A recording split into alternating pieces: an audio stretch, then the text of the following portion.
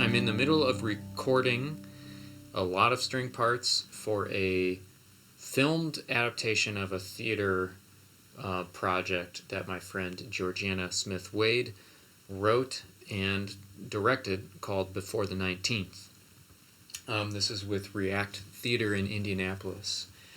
I've had these Pirastro Perpetual Soloist strings on since December of 2020. It's now it's now late October 2021. So 10 or 11 months, it's not quite a year. I really liked these strings at first. I have right now just the medium gauge A and D Soloist Perpetual strings and the G and C Cadenza. So they're the lighter tension C and G string. I was doing that to match the heavier gauge C and G gut strings that I was using, so that the tension actually on the low strings and the D string matched my gut string setup, so I could swap between steel and gut without worrying about torquing out my cello with different tensions. So I just want to play the open strings and a little bit of C minor because that's the key I'm warming up to work in today, and then depending on how I'm feeling, I will change from the perpetual strings, which again are played in for 10 or 11 months, to kind of like it's a setup I haven't quite done before, but it's kind of like a heavy-duty version of my old setup I used to do. For years and years, I used to do Jargar Classic Medium A and D with the Larsen Classic C and G, just all medium gauge right down the middle. But I wanted to try a little bit of a heavier duty version of that setup for a little more power, a little bit thicker tone, more robust sound. So I've got the Jargar Superior A and D medium gauges and the Larsen Original Tungsten Wolfram wound heavy gauge G and C. And that's because I like the mellow sound of the Larsen C and G strings, the original ones. I like having a darker sounding cello, and these have a really smooth sound. So I've already tried the C and G a little tiny bit, but I haven't tried the A and D yet. And basically I'm feeling like the sound I'm getting out of the strings right now is a little bit lackluster, and I want a little more bass tone of the perpetual strings. I want a little more bass tone.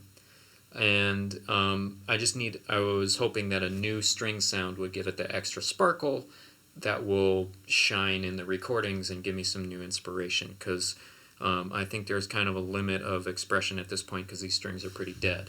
But we're going to go down the line, and again, apologize for the worst angle ever, but it is what it is for today.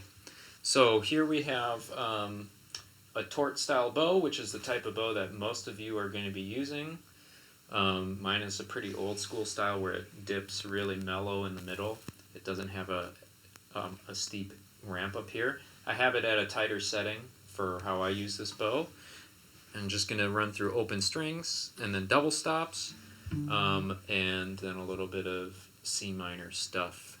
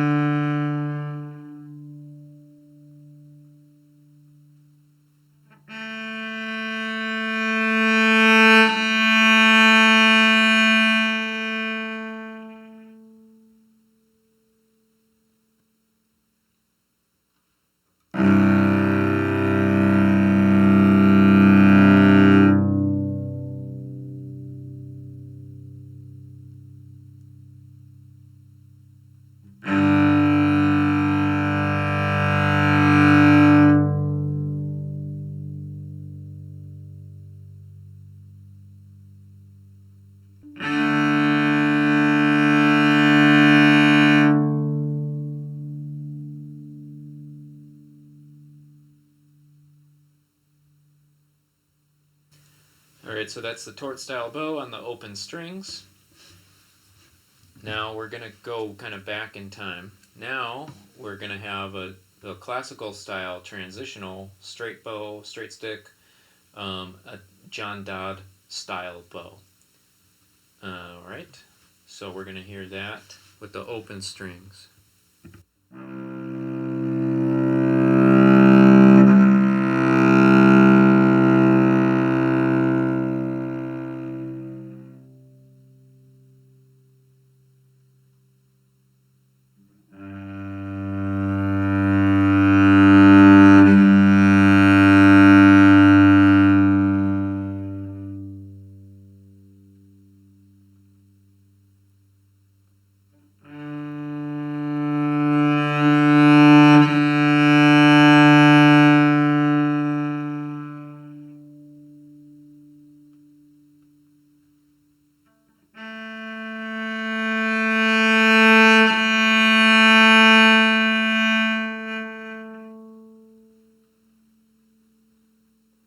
So I'll just, a side note, this bow, the transitional classical era bow, has been my favorite bow with the perpetual strings. These Pirastro perpetual strings are very thin and very fast. They're lightning quick to respond. So this bow is so expressive and light that it perfectly matches with the perpetual strings, I find. So it's been my favorite combo to play, basically. I get a little bit of sweetness and tone and lightness of this stick and expressiveness of this stick matched with the quick response, and this bow helps bring out a little bit of the sparkle of these strings. But they're so dead now that you're not hearing it. So it's a little unfair comparison, but this is what they sound like for most of, after 3 or 4 months, this is what they sound like. So for most of the time that you're playing on these strings, unless you're changing your strings all the time, this is what they're going to sound like. And I think I could play these out for another 3 or 4 months, really, until I break a string, basically. Here's double stops.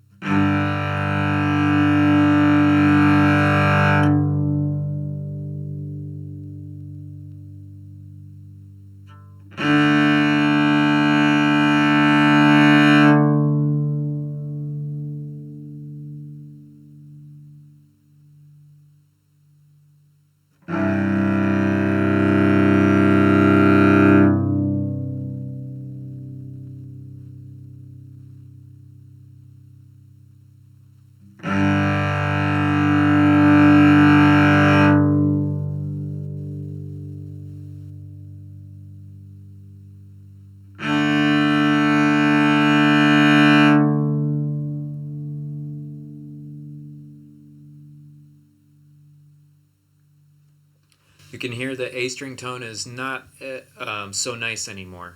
It's gotten a little bit of a shrillness. It kind of lost its life a little bit. One of my favorite things about the perpetual strings when they're fresh is that they have this resistance underneath your bow. So as your bow is leaning into the string is almost like pushing back against your bow. And I really liked that aspect. I actually can't remember a string that's responded quite like this before. So there was like the string pushed back against your bow a little bit, and it was a really interesting way to interact with the string, especially coupled with the fact that it does respond so immediately. So they're thin strings, great for fast playing. So that's one advantage. If you like to play really fast, you're going to want thinner strings. And these perpetual strings, I think, are really good for that. They have a resistance against the bow, and they respond quickly. And I really liked all 3 gauges of the A string. I tried all of them. I loved all of them for different reasons.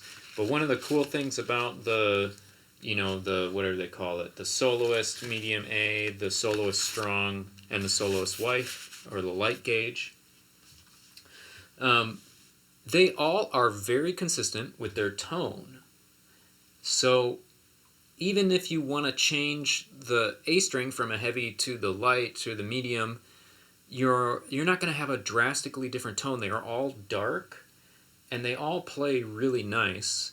And they all are very consistent. They all sound like the same type of A string. It's not like you're totally changing your sound, but you are changing the resonance of the rest of your strings. So with the light gauge A string, the whole instrument is a little more darker and inward, and the strings are kind of like blending into each other a little bit more. Relaxed tension from the A string changes the rest of your setup.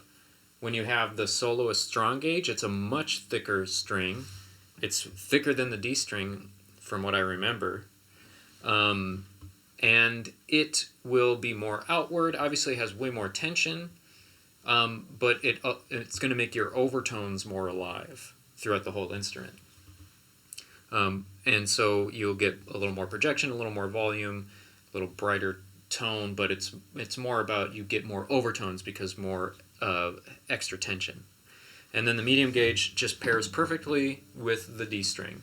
As far as how it feels in the hand, perfectly balanced, perfectly matched. Because these strings are so thin, the A and the D string, it does feel right to have the Cadenza G C for me, because those are pretty thin as well. I think if I had really thick G and C strings with these super thin A and D strings, it would just feel kind of off to me. But this feels really good in the hand. It feels balanced. So we'll see. That's one of the things I don't like is how thin the strings are. I like thicker strings, which the next setup is much thicker string. So we'll see how I feel about those thicker strings now that I've been playing on thinner strings for almost a year. It's kind of crazy. Here's the Baroque stick with the black hairs. We're just going back in time.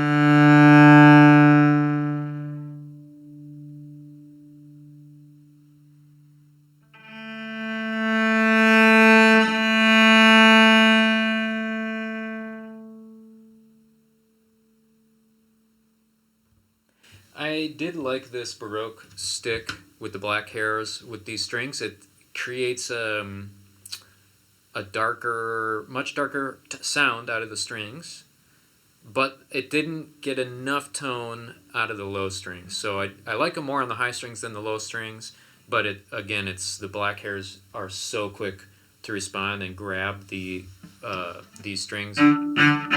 So that's one thing I did like, is how responsive this combo is.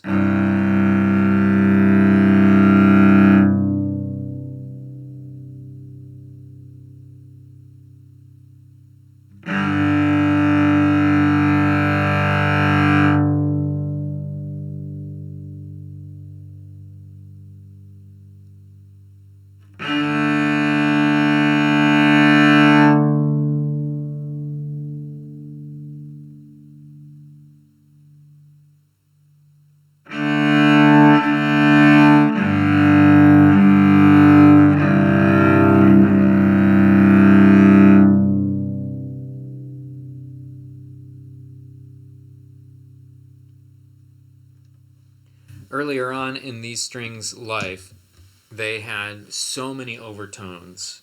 The Cadenza C and G string really brought out some great overtones in the D and the A string, and it was very alive with sounds, and it was very also really noticeable when those overtones went away and the strings kind of dulled out after, I'd say, 3 or 4 months. Here's not a traditional bow. This is a bow by Tatsuya Nakatani. You'll see it in my videos. He's a Japanese percussionist who lives in Pennsylvania, or at least did. I think maybe he moved to New Mexico. But he does bowed gong music, and this is his cello model.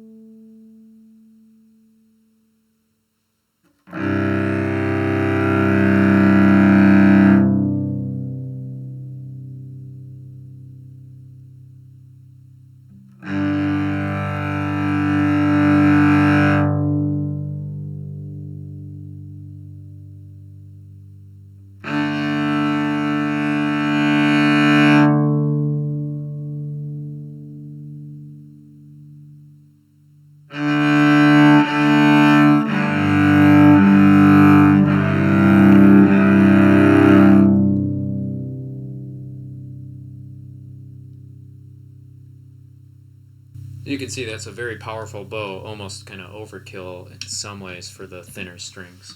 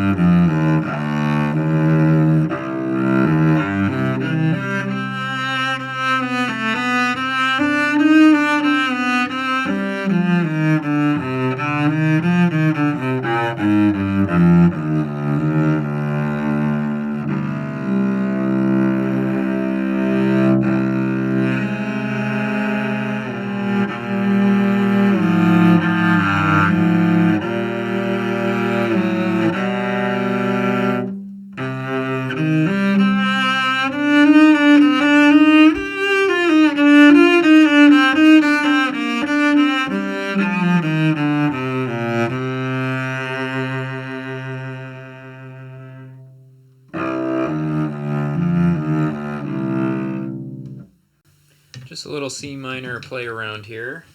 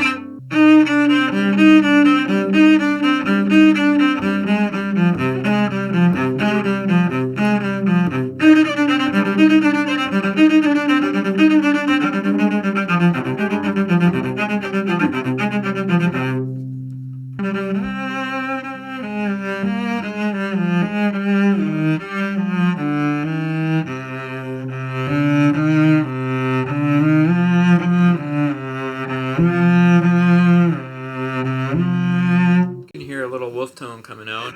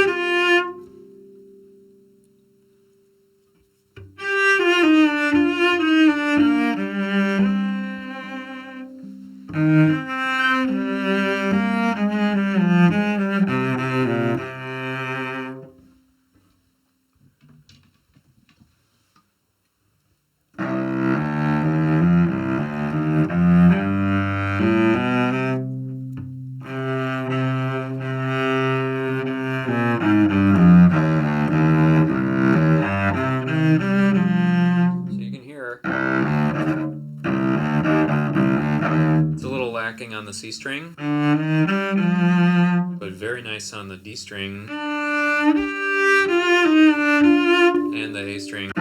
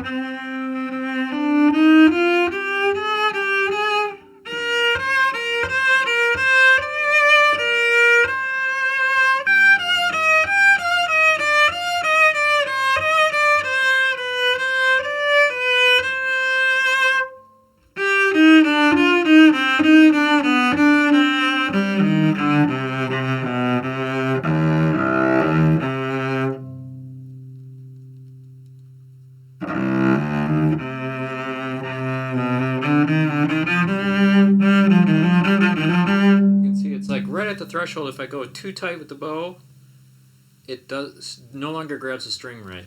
So I'm kind of just maxed out a. All right, so.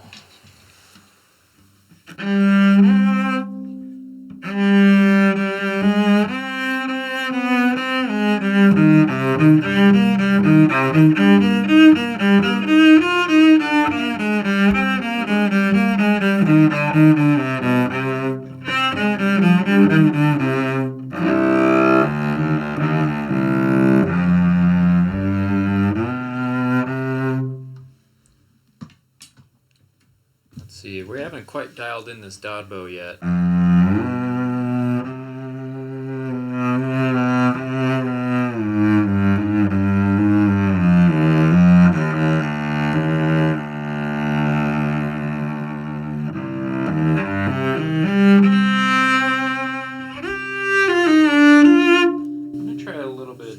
Rosin just a little bit.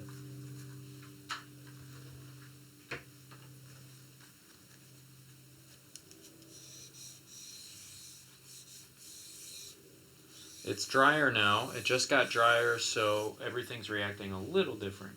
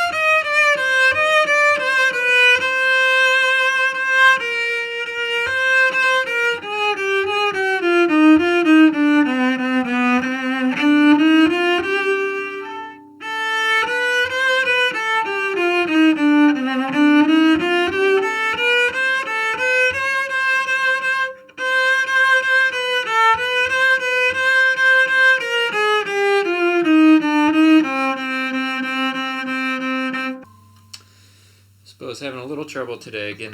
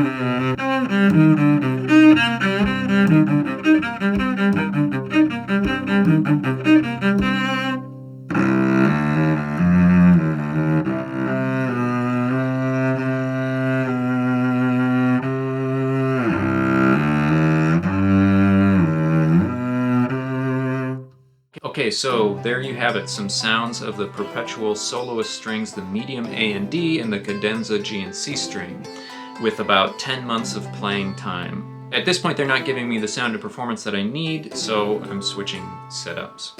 If you found this video helpful, please like and subscribe, comment, all that stuff really will be helpful for me as I continue to make this kind of content and grow the channel. For those of you who choose to subscribe to my channel, just know that this isn't the only type of video content I'm going to be putting out. This is just one series called Setup Madness, where I feel like I can add some value and different perspectives to the string reviews that are already on YouTube.